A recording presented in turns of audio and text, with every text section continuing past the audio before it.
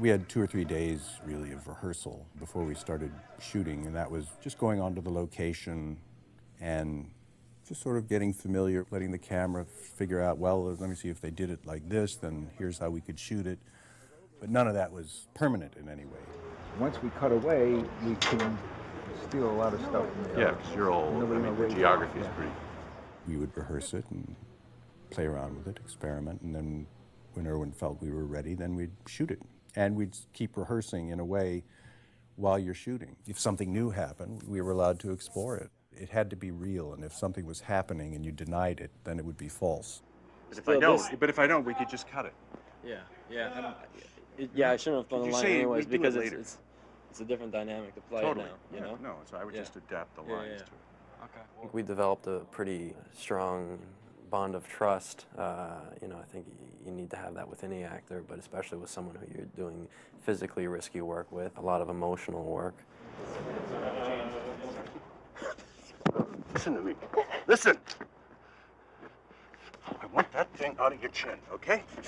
You got nipple rings or navel rings, those come out too. And there's no makeup at my house. Sorry. No glue sniffing, no huffing, no pills, no grass. Got it? As much as you want to feel scared when they're grabbing you, as much as you want to feel the intensity of, oh, you know, what's going to happen next, you still have to feel safe that they're not going to hurt you. With Kevin and I, we're always sort of willing to test the boundaries. And we're always willing to take it a little bit further. I'll hate you for the rest of my life. Well, you can't even begin to know how much I hate my father. Think of it as a family tradition. The way we'd work is we wouldn't talk about it first, we'd just do it. Sometimes things happen for a reason, you know, something bad to force something good.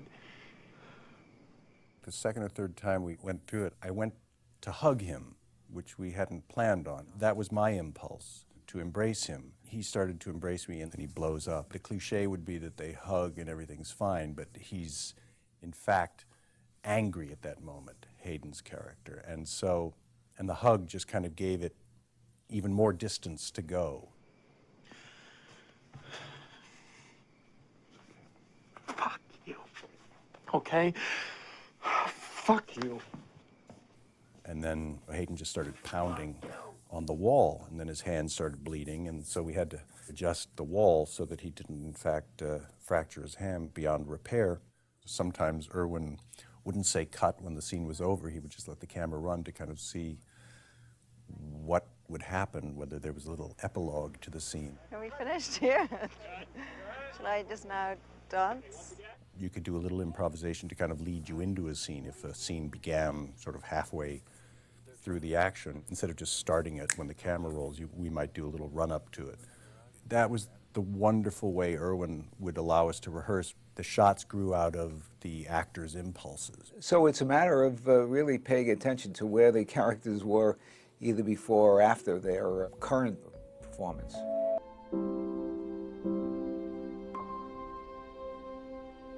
Parents are humans, and they are flawed, and they have their own insecurities, and they do have, you know, things that they have to work out for themselves, and they don't always know what the answer is. As a child, you expect your parents to have the quick solution to any problem, and when they don't, you become upset at them for that.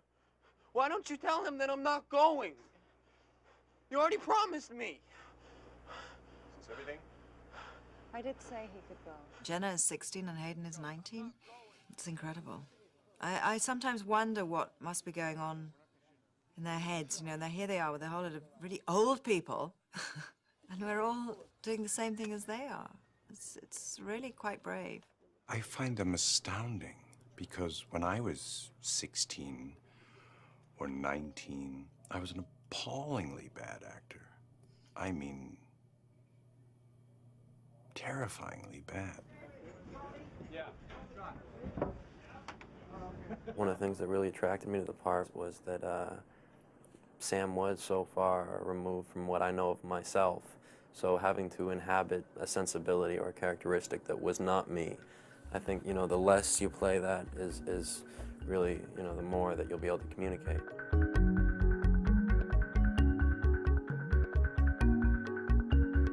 The first scene where he wakes up and tries to get off through asphyxia, to have that way, you know, for your character to be introduced that way just seemed perfect. Then go fuck yourself!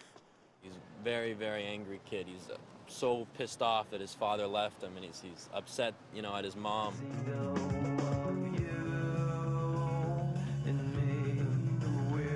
I was working with people who were aware of the risks that were inherent in the role and wanted to do as much as they could to make me feel comfortable in taking those risks. You know, like the shower scene, I was extremely uncomfortable doing it, but Sam was also supposed to be extremely uncomfortable, you know, in that setting, so it was kind of a common thread that worked for the scene.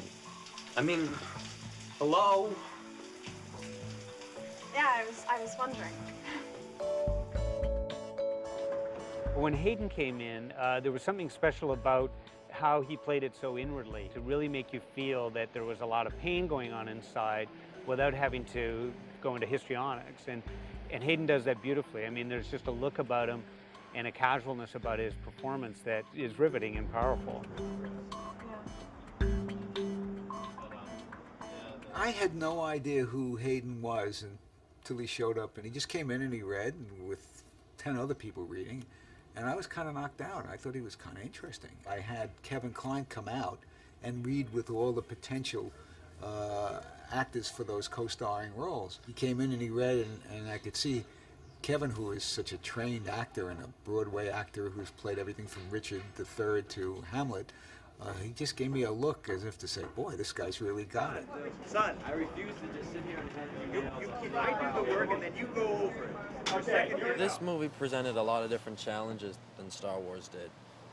You know, Star Wars was pretty much public domain. You know, there was only so much exploration that you could do with your character, and the lines that you had to work within were very defined, whereas this was a complete reinvention for me, which was excellent. You know, it was a total exploration. I sat in on some classes of random 16-year-olds in school just to sort of get a feeling of the way they sit and the way they handle themselves and what they do when they get a little nervous. It's really nice to meet a young actor who at the same time can be so serious about what he's doing and yet be grounded in the same sense. Yeah. In the one, there's only one take that we're using of that? One.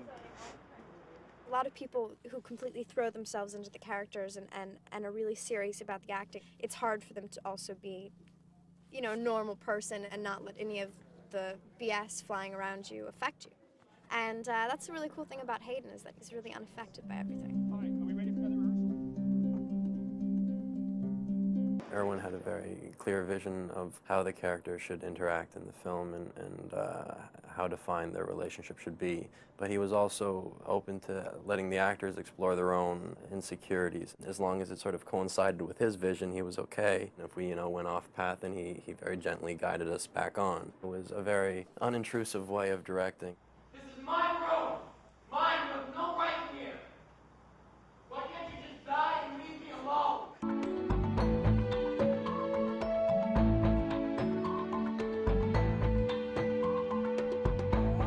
Forget about Hamlet, forget about this. This is it. The pinnacle of my This creative. is it. This may be the twilight of your career right here. The movie's over when I die.